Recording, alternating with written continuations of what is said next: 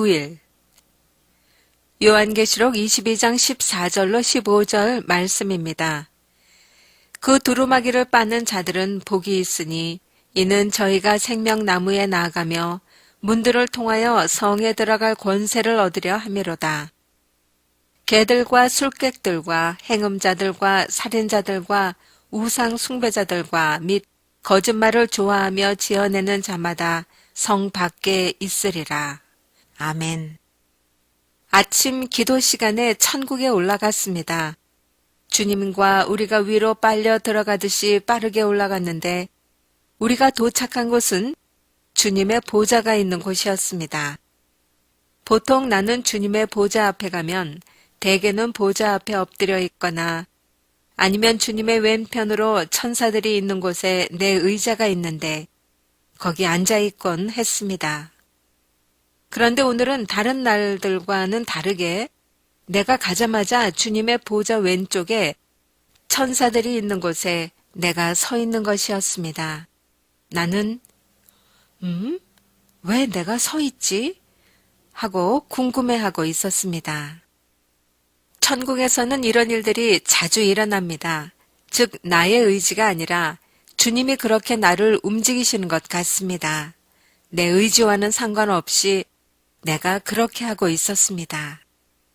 그리고 나는 내 마음에 저 반대편 들어오는 입구에서 누군가 들어올 것을 알고 있었는데 누군지 모르지만 그 들어오는 그 사람으로 인해서 벌써 내 마음이 무척 설레고 있는 것을 알 수 있었습니다.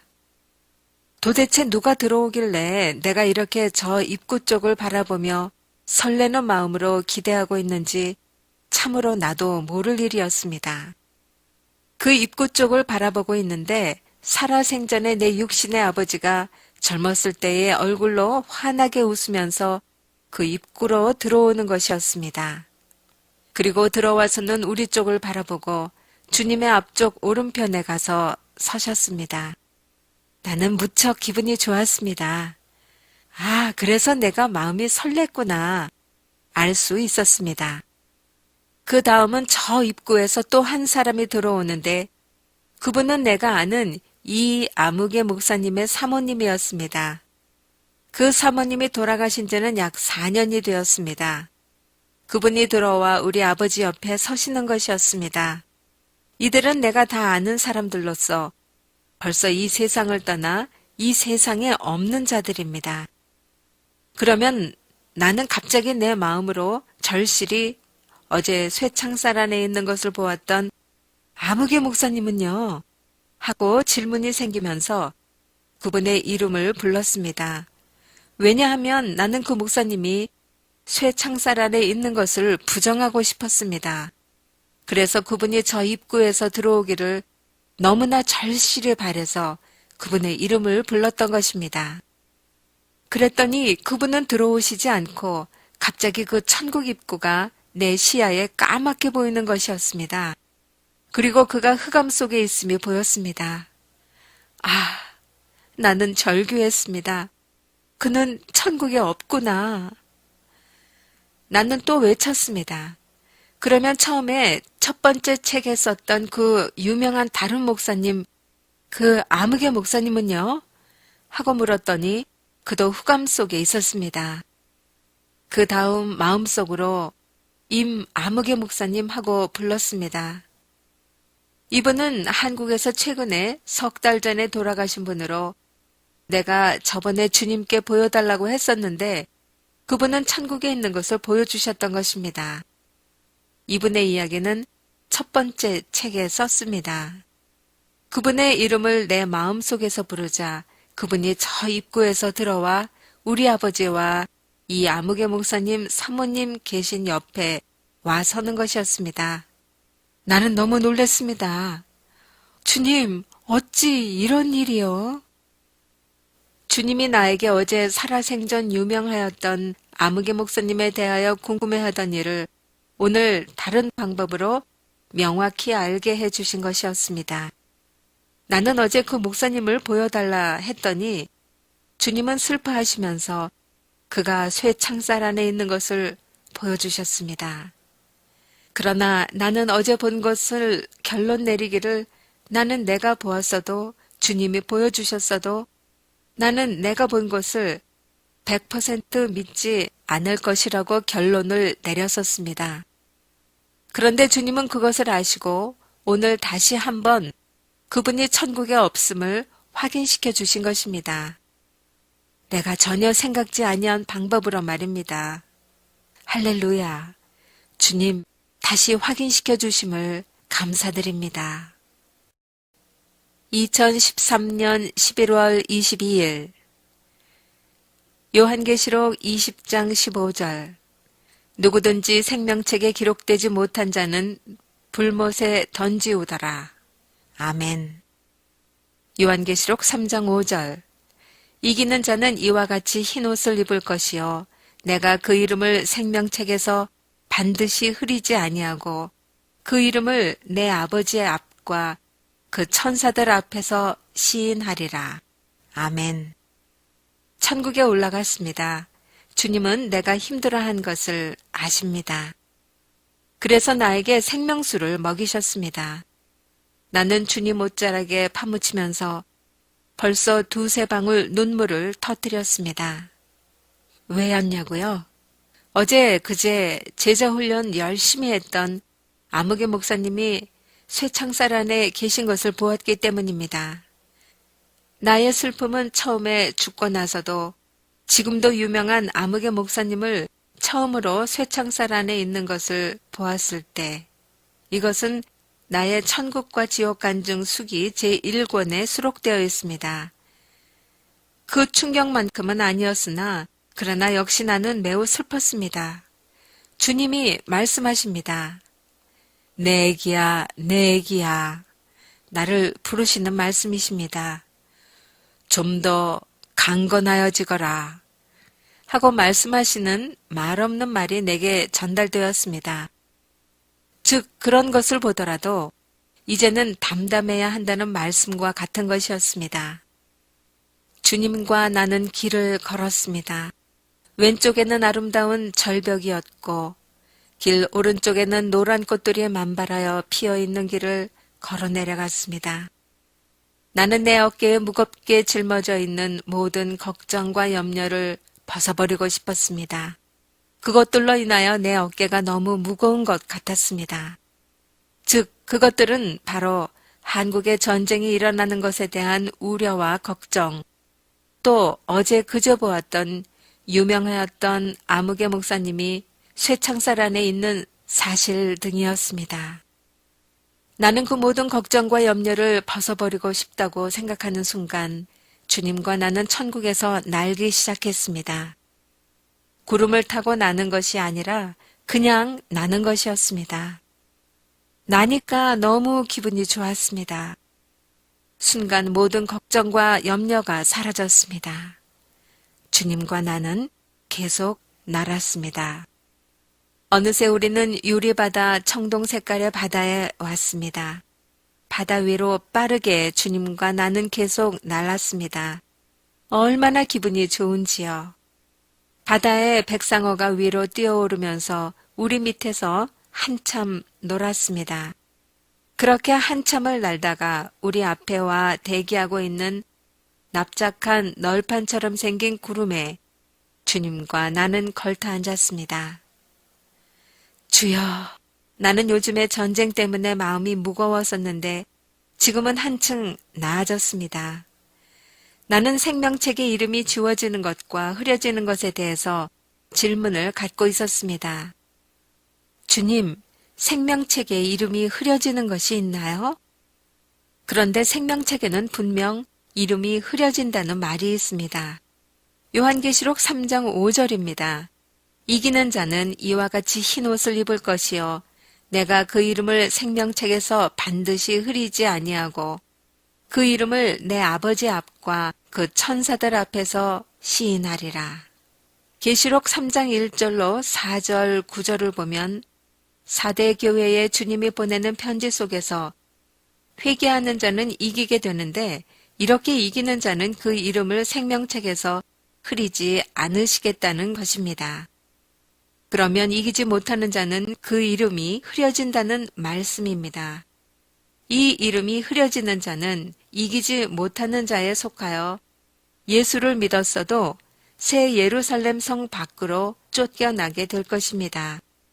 즉, 주님의 말씀하신 악하고 게으른 종들이 가는 바깥 어두운데 슬피 울며 이를 가는 장소로 가게 될 것입니다. 여기는 미련한 다섯 처녀가 오는 곳입니다. 지옥이 아닌 새하늘과 새 땅이 있는. 그러나 하나님의 영광이 해같이 빛나는 성안이 아니라 새 예루살렘 성 밖입니다. 그리고 생명책의 이름이 지워질 수 있다는 말이 출애굽기에서 모세가 하나님 앞에 금송아지 신상을 만들어 범죄하였을 때 모세가 그들을 위하여 중보기도하는 곳에서 발견됩니다. 출애굽기 32장 30절로 33절입니다.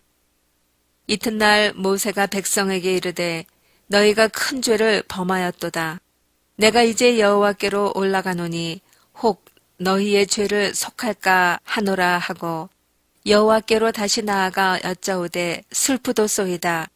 이 백성이 자기들을 위하여 금신을 만들어 싸우니 큰 죄를 범하였나이다.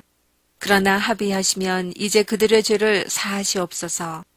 그렇지 않사오면 원컨대 주의 기록하신 책에서 내 이름을 지워버려 주옵소서. 여호와께서 모세에게 이르시되 누구든지 내게 범죄하면 그는 내가 내 책에서 지워버리리라. 아멘. 그런데 생명책에서 이름이 기록되었다가도 지워지면 계시록 20장 15절에서 말씀하신 것처럼 영원한 불못에 던져집니다. 하나님은 대답 대신 성경의 말씀들을 생각나게 해주셨습니다. 그리고 주님과 나는 계속 그렇게 앉아 있었습니다. 계시록 20장 15절입니다. 누구든지 생명책에 기록되지 못한 자는 불못에 던지우더라. 아멘. 2014년 1월 31일 로마서 8장 5절로 8절 말씀입니다. 육신을 쫓는 자는 육신의 일을, 영을 쫓는 자는 영의 일을 생각하나니 육신의 생각은 사망이요 영의 생각은 생명과 평안이니라.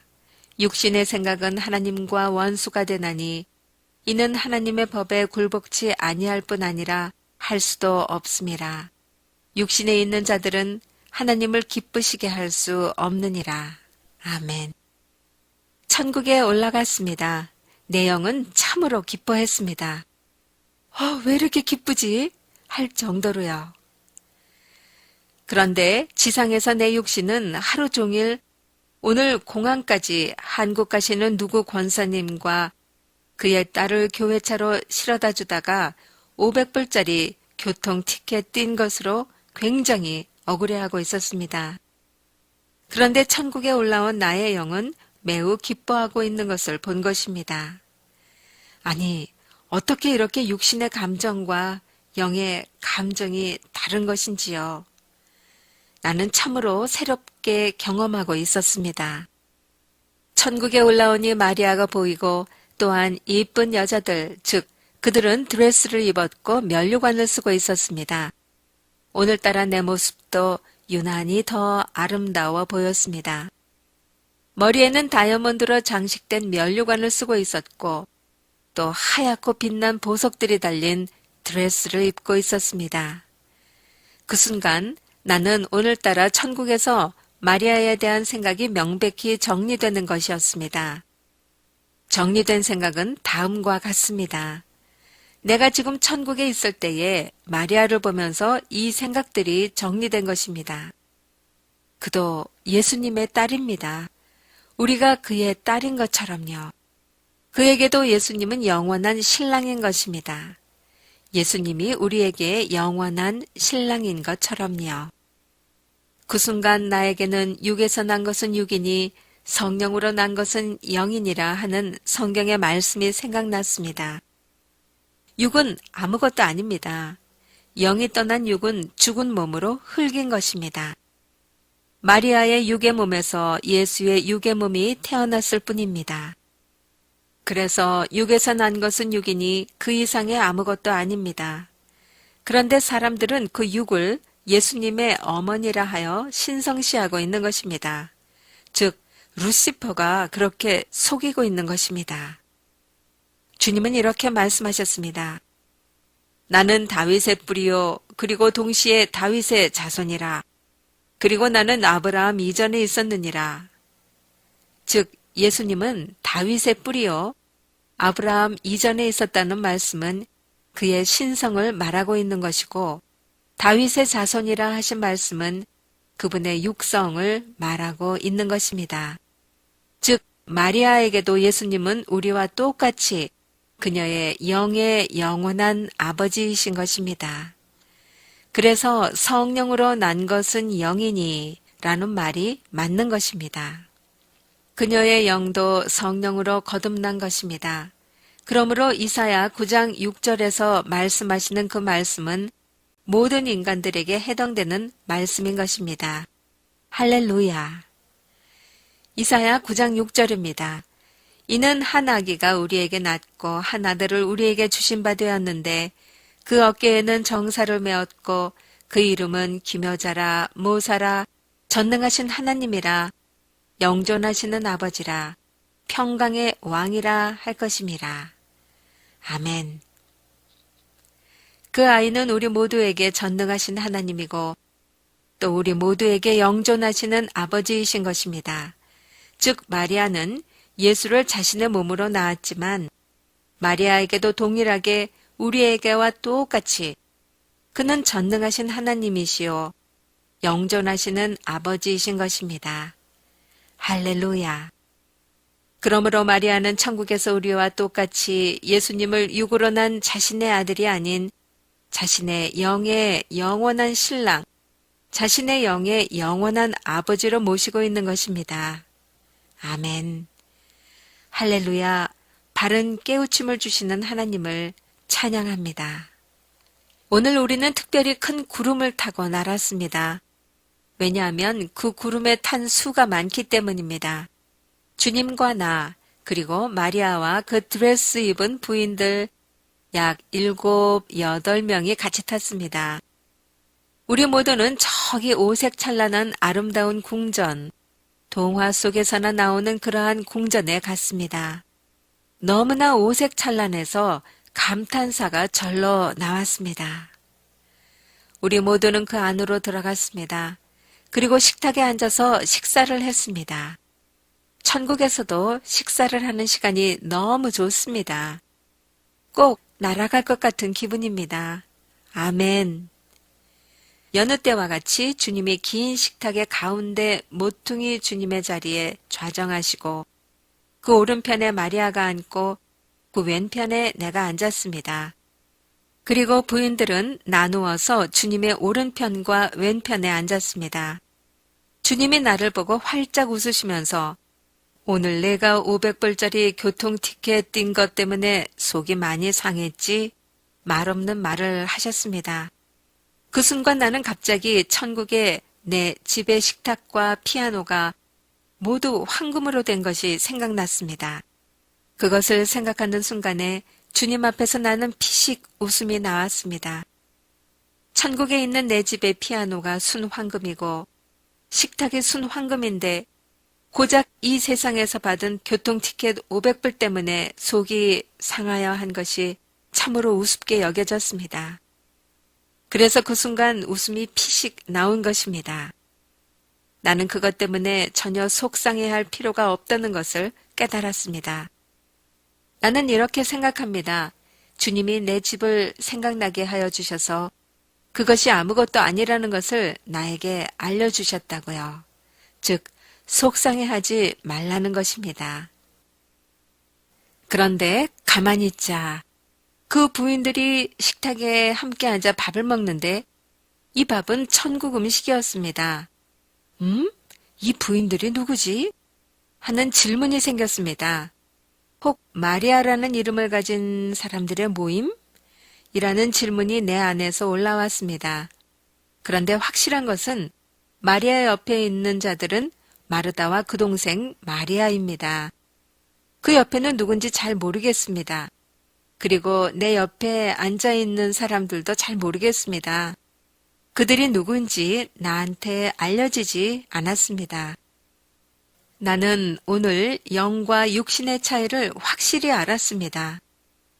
나의 육신은 지상에서 아직도 그 500불 티켓 뛴 것 때문에 속상해하고 아파하고 슬퍼하고 있었습니다. 그런데 내 영은 정말로 기뻐하고 있었던 것입니다. 왜냐하면 나는 그 티켓 뛴 것 때문에 나는 주님 앞에서 나를 다시 돌아보고 회개할 것을 찾아 회개하고 있었기 때문입니다. 그러므로 나의 영은 하나님 앞에서 매우 기뻐하고 있었습니다. 그래서 나는 내가 천국에 도착했을 때 매우 기분이 좋았습니다. 왜냐하면 천국에 도착한 것은 내 영이었기 때문입니다. 내 육신은 여전히 500불 티켓 끄는 것 때문에 기분이 매우 언짢아 있었습니다. 그러자 갑자기 성경 말씀이 생각났습니다. 살리는 것은 영이요 육은 무익하니라. 요한복음 6장 63절 말씀이 생각났습니다. 또한 주님이 우리에게 범사에 감사하라는 말씀도 생각났습니다. 그래서 나는 교통 티켓 500불 뛴 거에 대해서 감사하기 시작했습니다. 요한복음 6장 63절 말씀입니다. 살리는 것은 영이니 육은 무익하니라. 내가 너희에게 이른 말이 영이요 생명이라. 아멘.